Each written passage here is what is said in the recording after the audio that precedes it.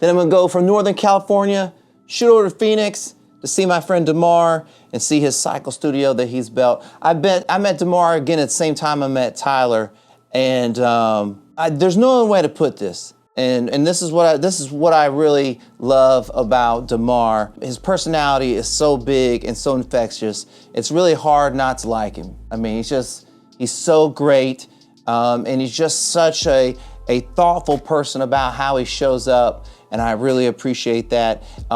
He really, I don't know if Demar, I don't know if you know this, but like it really made an impact on me how you showed up when we went to that seminar, and I was at a really bad time. This was also going on like during my divorce, and to have someone show up like, and I don't know, just be this real positive person all the time, I was really grateful for that. And he turned, again, what is like a passion into like his purpose. You know, now he accidentally fell across teaching spin, and now it's elevated him to this level that I don't even know if he would have believed in all the things that he's gotten to do. You got class tomorrow morning? Yeah, I teach at 8:30, and then Sunday morning I'm subbing at 9:30. I'm supposed to take a little notch off, but when people are out of town, I'm like, all right, like we have no other person to sub really, but our other co-owners, and they're teaching just as much as I am, if not more. Depends on the week. So I was gone last week too. So I was like, all right, I'm here to return a favor. Unfortunately, my voice is not favor prone. Do you change your playlist based on like how your voice is feeling? Not based on my voice. I change it every class, so I do change it. Tell me about your playlist, because I love your music taste, and I just want to know the thoughts behind you making a music list. So it's like a musical journey from start to finish. I have about roughly 12 songs in every playlist. That's going to get you about 45 minutes of work. With the 45 minutes and with the 12 songs, think about it this way. If you have 12 songs and you're dividing it into 4 chapters, right? Hang with me, 4 chapters. Each chapter is going to tell a story.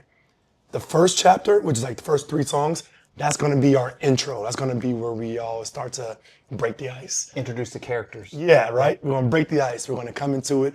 Everyone's going to be just flustered from the day, maybe just waking up or whatever their day looked like in that moment. They're coming in and trying to just be adjusted to what's going on around us.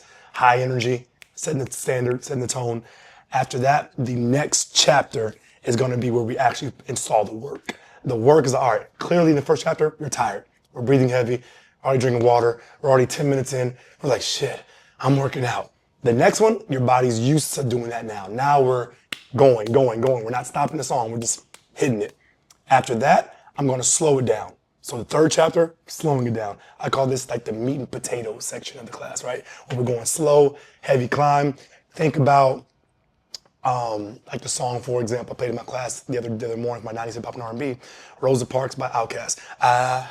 Push that, but everybody go. Like, so that's what you're hearing, right? The entire time. You got some Outkast, for example, in that little smack dab. It might be back-to-back songs with like a run down the hill, and then we might have like one arm song towards the end of that too.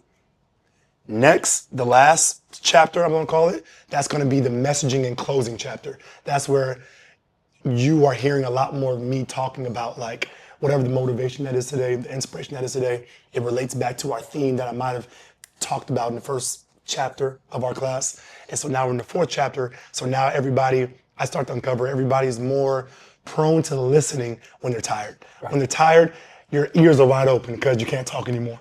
When you're tired, the only thing you're focusing on is getting through the last song. When you hear the one little line, that sticks with you as you get through your last few songs. In that moment, I'm having a song where the lights are dim and we're just going through, a song. So for example, I played, let's see, My Way by Usher. Once again, 90s hip hop and R&B. So it gives you back to a song everybody knows. You can kind of mess with that. You can turn down a little bit. You already hear the beat. Doom, doom, doom. Like you're going right into it. And then you go right into your closing song, which is going to be high power, high energy, ending on top. So those 4 chapters, your intro chapter, you're trying to break the ice, get everybody to say, hey, we're back in the spin. The second one, we're working hard. The third one, we're climbing hard. And the 4th one, messaging and outro. Where did you come up with that kind of, the way you shaped that? That was a mix of, I'd say, trial and error. So I worked at Cycle Bar for 2 years back in grad school when I was in South Carolina. And there they have a format that's not similar, but there's some parts that I took bits and pieces from that.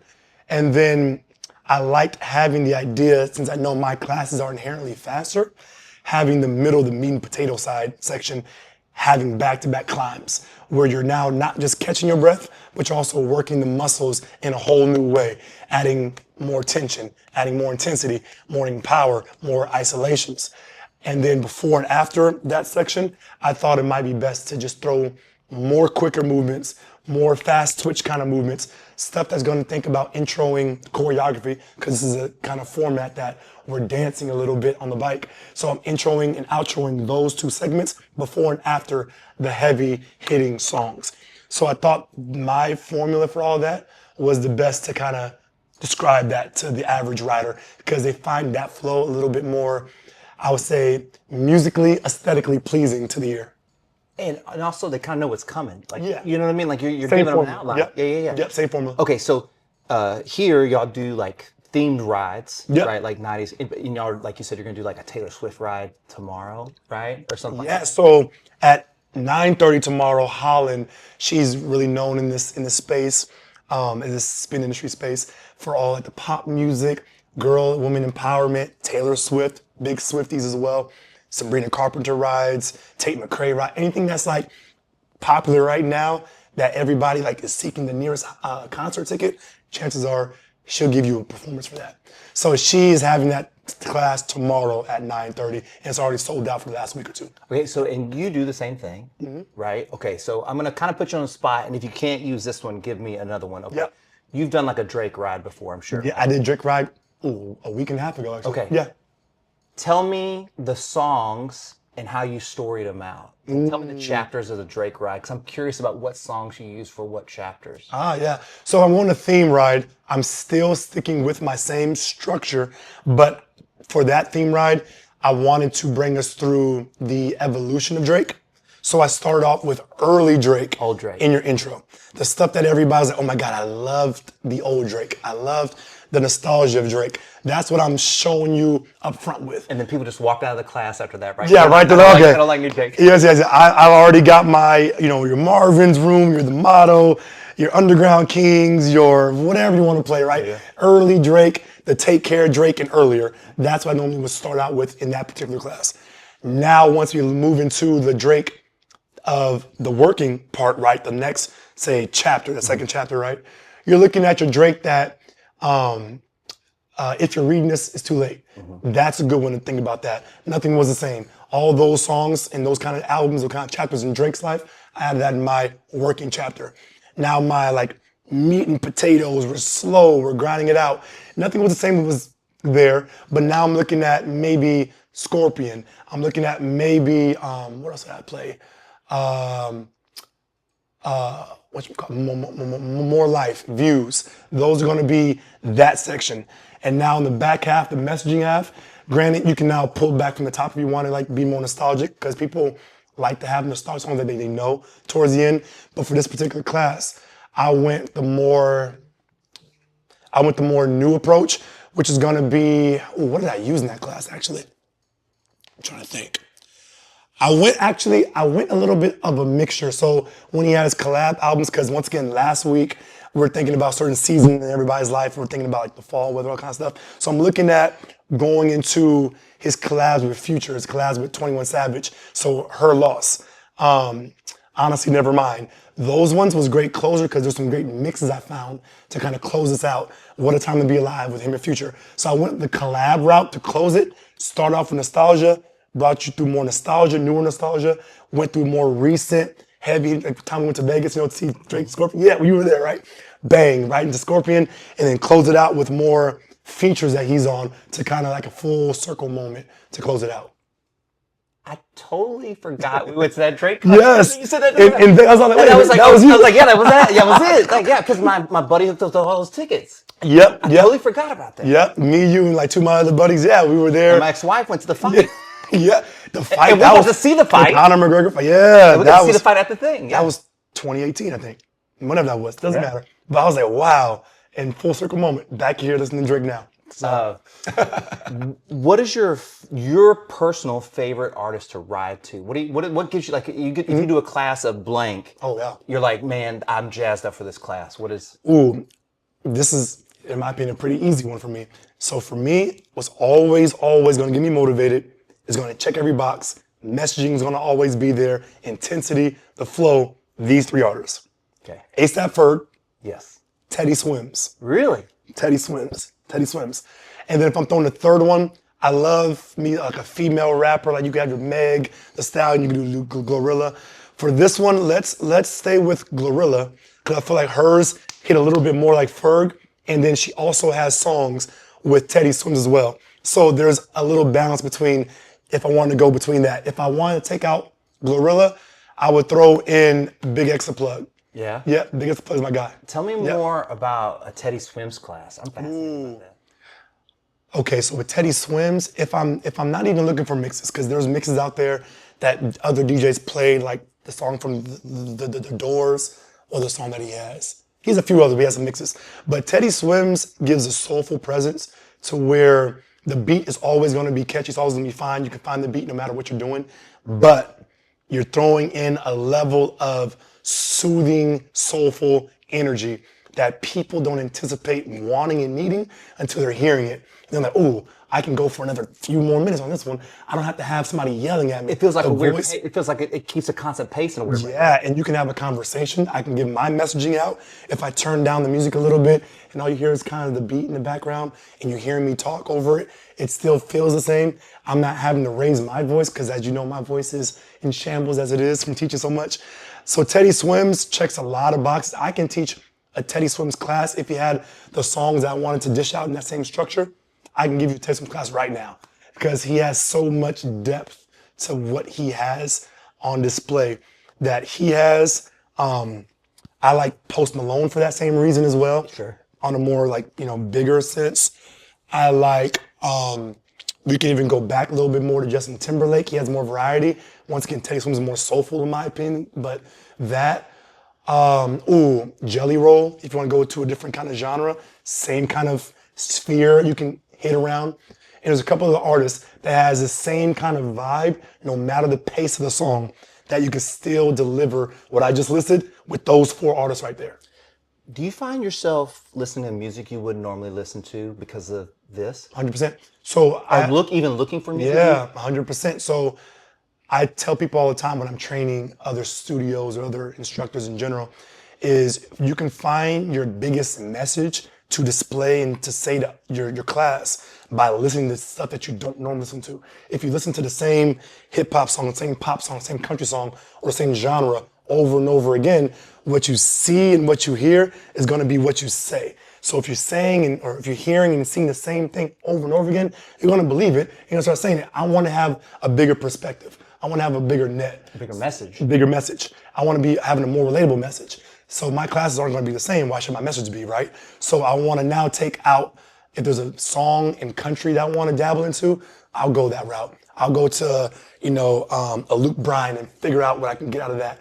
If there is somebody coming in the pop scene, I said a Tate McRae earlier, or Taylor Swift, whatever it is, I can now dig into that message and pull something out. If I want to go more of like a poppy, soulful, The Weeknd, Bruno Mars vibe, I can take some of that, pull some of that out. Oldies, give me some James Brown, some Michael Jackson, whatever.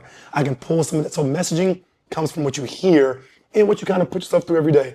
Once you do more of that, you're able to give a better cohesive message and a more encompassing message, which your class is there for, and they had no idea they were there for in the first place. Yeah. But you're dishing out just a bunch of just quotes, big things, how you're feeling. You're making yourself more relatable and more vulnerable to just being open to criticism, but all in the best ways. Yeah. Yeah. Tell me about the first spin class you ever took. Ever took. So I have a funny story about all of that. I personally am one of the only people you'd ever meet You've never taken a spin class? that never took one as a hobby. I took one time with friends in college, one time only. The next time I ever took a class, I was teaching the class. Was not good at it. I was just teaching the class. Okay, so tell me about the first class you taught then. Okay, so the first class I taught, once again, that's in, I would say there's no such thing as like an accident or a coincidence. It was by design, looking back on it. But for me, I was in my junior year of college, first day of school. I wanted to be a group fitness instructor because I thought that would be a good thing to have on the side as like something to just add on to my resume as I'm in the major of exercise science, and that's what I was already doing. So with that, I was training all summer to be a HIIT and strength coach, so group fitness coach. First day of school runs around, a girl who teaches spin class in our group, she was sick that day. And I was like, oh, I'll spin for you. I don't mind. I need money. I'm in college. How do you teach spin classes? She showed me a quick little rundown of how to do it real quick. And I was like, okay, cool. Let's do spin. Let's get on this bike, right? And then back then you had to roll your bike out like a YMCA gym. I didn't have any spin shoes, so there was no clipping in for me. And the bikes didn't have clips either. But to that class, it was a class of about 4 or 5 people. Of those 4 or 5 people, 2 people were coming to give a job offer to the girl I was subbing for. Oh, wow. To be an instructor. Wow. Like at their studio, at their actual spin studio. And I didn't know what spin really was, but I was like, I can teach this class. Taught the class, they came in, is so-and-so here? And I was like, oh no, she's sick. And they were like, okay, are you teaching the class? I was like, yes, I am. My name is Demar Jackson. Nice to meet you. And okay, cool. They had spin shoes in their hand. Do we clip in? How do you clip in? And I'm like, oh, not entirely sure, but no, you're good. Just wear what you're wearing. They have flip-flops and Vans on. They did not come with workout shoes outside of spin shoes for good reason, because you come to a spin class. So taught them the class. It had to be the worst class you can ever go to, because 1, I was not a spin instructor. 2, I had no idea how to teach a spin class. And 3, I winged it because I don't know any of the choreography. I don't know the cueing. This is my first time teaching any format. It's only your second time being on a bike. Exactly. But they said, we like the presence. The energy? The energy. We like the confidence. And we know this is your first ever class teaching in general. We would love for you to come check out our space. And I eventually did that after saying no a few times about like, oh, I don't want to teach spin, as a side job. In the back of my mind, I'm like, you're a college student. You need some money. Say yes to another job. Why not? You have time. Said yes to that. And 10, 11 years later, it turned into me owning a spin studio. Amazing. So, yeah, right. It's crazy. It's crazy. All right, so this is the first one, The first one. and we're planning on more, right? Yeah. I'm going to put this out there into the universe. We will open up more studios in Arizona, more studios around the country. I'm hoping California, New York as well. So Nyx NYX, it's a fusion between New York City and Phoenix. So we spell Phoenix Phoenyx in this space because it's the hustle and bustle. It's the fashion forward, the modern sleekness of New York City coming right into the, fitness scene, the desert, the heat of Phoenix. And that's kind of how we merge the two, especially with our owners in mind as well, with Holland and Kristen co-owning this with me. So this business is going to be the first of many. I even had a dream before we even opened up this space that we're going to get approached one of these years in the future of just a major person that probably wants to buy out the concept of this. And we're going to get to a point where it's going to be worth millions. It's going to be worth millions. And then we're going to have to sit back and have a hard conversation about, do we want to keep this going? Or do we want to sell it to the biggest, whoever that is out there? And I do feel like this is going to be one of those things that is going to be so lucrative in the future, not just, monetarily, but just for your soul and for, the fitness industry. It's going to be refreshing to see that we stuck this out and we got it through and we did it together and we did it the right way. So this is going to be the first of many spaces.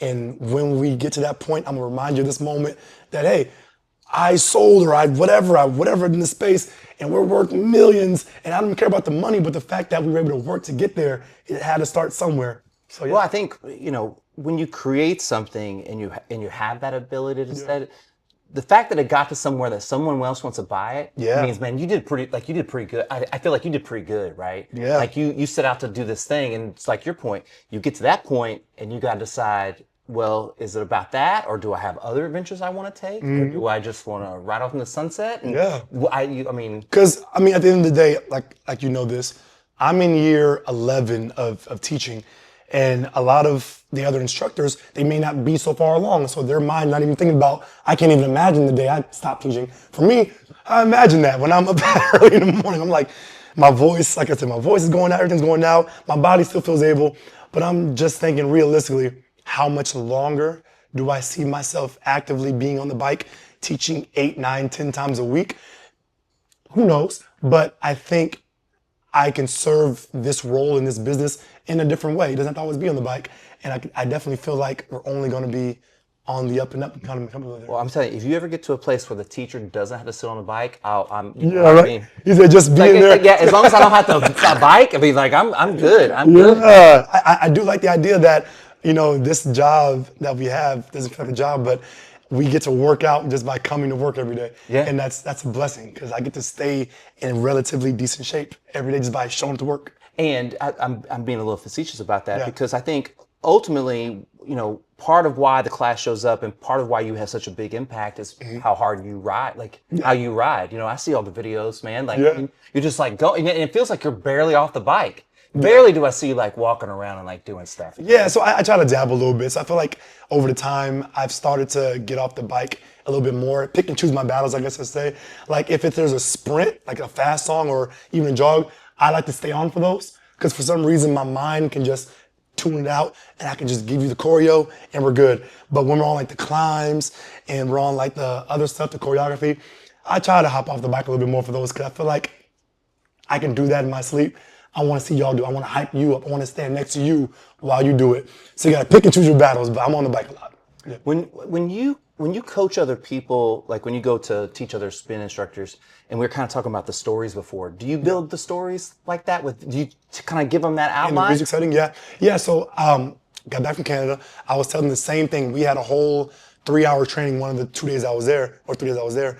And during one of those days, we spent like an hour, if not more, impromptu, talking about music. It wasn't even about music that day, but they just started asking me, so I heard you play this one song, how'd you find it? I told them, okay, but where'd you know where to put it? I told them again. And then they had a third question. After that, I was like, okay, let's talk about music. Because clearly I feel like music is something that, relates us all.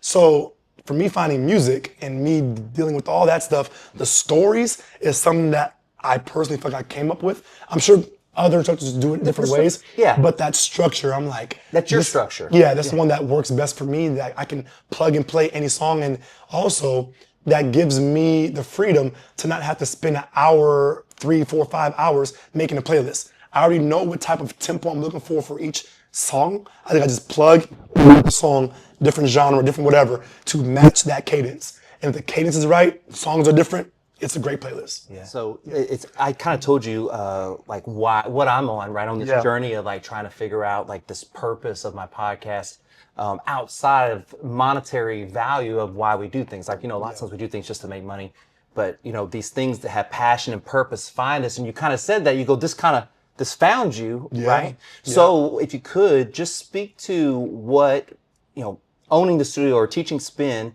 has given to you outside of just making money, like as your purpose. Oh, wow.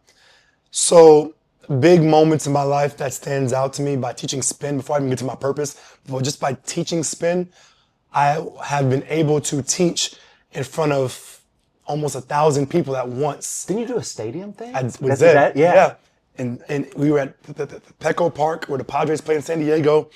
And I was teaching for Michelob Ultra. They had like a big concert venue booked out, have a live DJ and a workout, spin class. And they contacted me because I connected at the time about, teaching this class. And at that time, I didn't know who they were going to choose as a DJ. All I know is going to be a big name DJ. And I'm like, whoever it is, I'm down, right? I'm down.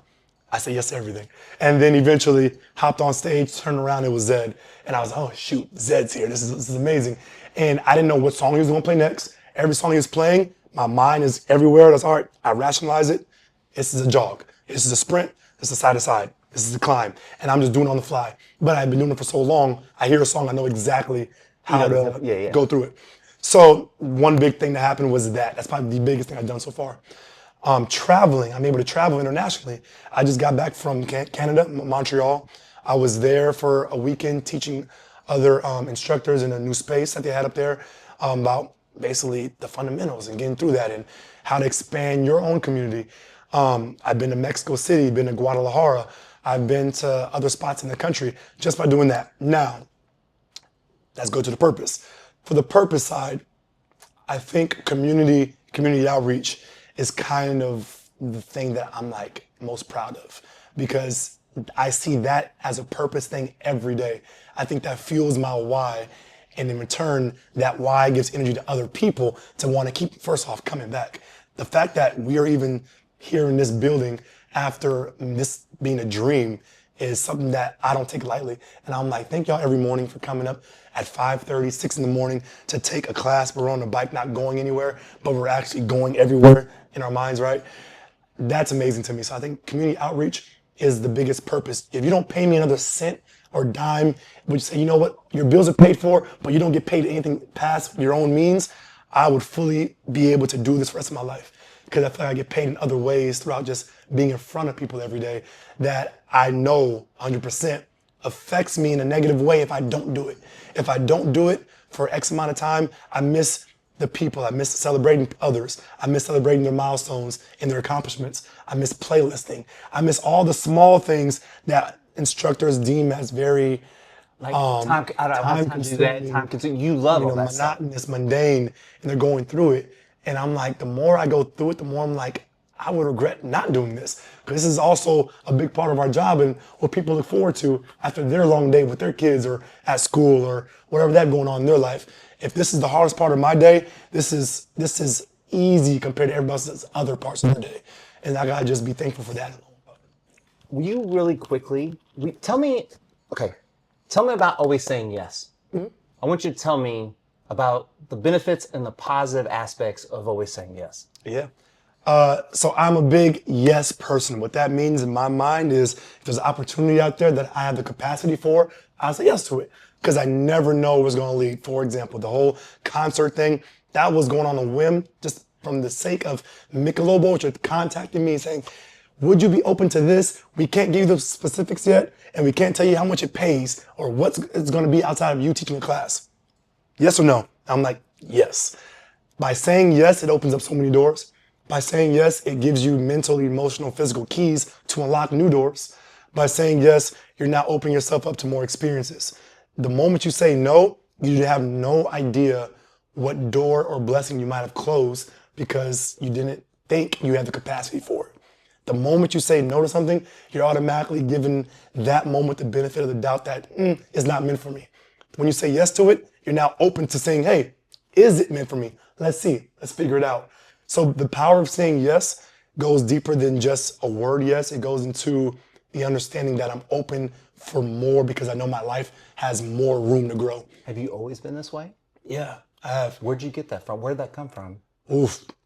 I would say it had to be something that was installed at a young age from my parents, right? I think the more I think about it, I'm like, you know what? The more I think about it, I do see that within my mom, for example. I was raised by my mom the entire life. With her in my life and going through what she had to go through, health concerns and, being a single mother for the majority of my life and all these other small things and her not being able to say yes to what she wanted to say yes to, that made me think, flip the switch. Let's say yes to these things. Because I know she couldn't do it for having me at a younger age, for, being in the hospital, having a brain aneurysm, going through all these things when she was in her 20s. And then, being X, Y, and Z and having to stay in one place. All that told me she was, almost silenced by saying yes. She couldn't say anymore. I got to be here with you. I got to raise you. My life is for you. So for me, that gave me the gas to go a little further, to say yes, to have the freedom, the creative freedom to say yes to so many things because I know I have the support back home. And I know that my mom gave me the free will to do all that. And y'all do a lot of stuff together. Yeah. Y'all go a lot of places and do a lot of stuff together. Yeah, 100%. Do you have a hard time getting her to say yes now? Oh, no. So I think now she says yes to everything. So don't get me wrong. My mom's the first one to say yes to all the things. I just know throughout those formidable years growing up, she couldn't have the luxury of always saying yes. But now if I say, hey, Mom, want to meet me out? Want to fly out to, go to Austin. Go to Austin, Texas. Yeah. Hang out with Scott real quick. And then grab some coffee with Scott. She'd be like, yes, I'm on the first flight there.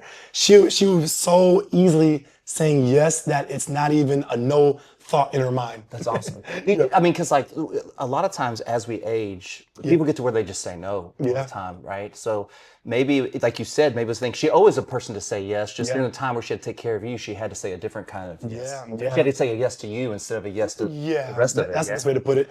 Yeah, saying yes to being a parent rather than yes to worrying about yourself. Yeah, I guess absolutely. Yeah. Man, I'm so grateful for you letting me come up and do this. Thank you for everything today. Yes, of course, anytime. Grabbing me from the airport and running me on these errands Yeah, and all yeah, this stuff. yeah. I always ask everybody, give me a hug. You give me a hug? Of course. All right, let's do it. All right, you as well, man.